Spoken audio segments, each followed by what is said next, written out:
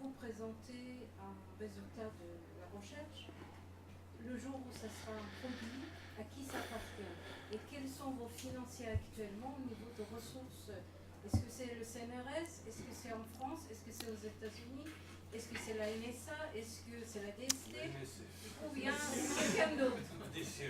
Voilà, des CT, on les voit souvent, mais ils viennent voir ce qu'on fait, évidemment. Mais ils n'ont pas...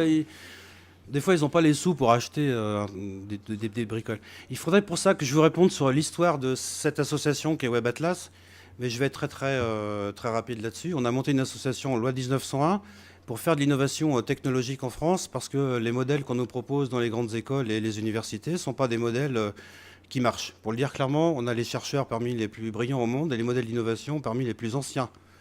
Ils ne datent pas du XXe siècle, mais bien du XIXe siècle.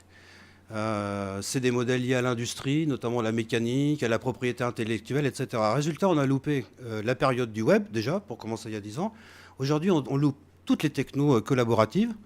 Il y a quand même un problème. Ouais, tous les ingénieurs que vous voyez ici, grosso modo, ils sont un peu contents quand même de quitter les grandes écoles pour faire de l'innovation, notamment ici au Media Lab, c'est-à-dire qu'on les laisse travailler quand même sur des technologies modernes. Moi, j'ai demandé des financements aussi bien dans l'industrie privée que sur les programmes de recherche publique à l'ANR, qui m'ont toujours été refusés. Au bout d'un moment, j'ai dit, c'est pas compliqué, on va monter une asso, on va développer des produits. Les gens qui veulent bien nous aider, ben, ils viendront nous voir et nous proposer. Donc on fait du service, on vit uniquement de service, on a 0 € de subvention nationale au titre de quoi que ce soit. Maintenant, ça change. Évidemment, maintenant qu'on produit des résultats, qu'on est reçu à Bruxelles, etc., les gens viennent nous voir en disant ah oui, tu pourrais pas, etc. Et donc il y a des gens qui aussi ont soutenu la démarche depuis le début. Ça a été le cas de Bruno Latour en particulier. Ils ne sont pas très nombreux. Il y a eu un peu Orange, France Télécom, il y a eu Exalid. Et pour le reste, on s'est débrouillé comme on a pu. Maintenant, la douce revanche, quand même, c'est de pouvoir aussi de mapper à mon tour des bases de données scientifiques, les projets de l'ANR. Voilà, moi aussi, faire de l'évaluation scientifique. Et, voilà, personnellement, j'y prends aussi un petit plaisir de ce point de vue-là. Parce que si on fait des graphes, par exemple, du système de l'innovation en France, hein, ça va sortir au mois de septembre, on le fait avec le CNRS. Qui finance qui dans l'innovation en France? Vous allez vous rendre compte à quel point on est dans un milieu extrêmement fermé. Comment les jeunes talents peuvent-ils rester oui, confinés? Alors bon, par exemple, juste un exemple pour finir, Mathieu Bastion, il est là, il revient des États-Unis.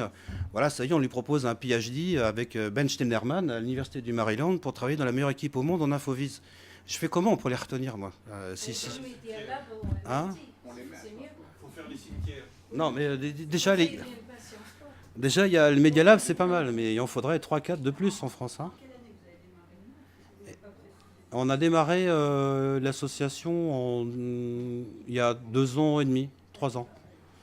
Et le premier à nous avoir reçus un peu officiellement, ça a été Bruno. Donc on le remercie pour cela. Et de voir tout ça un petit peu s'incarner dans cet outil qu'est le Media Lab.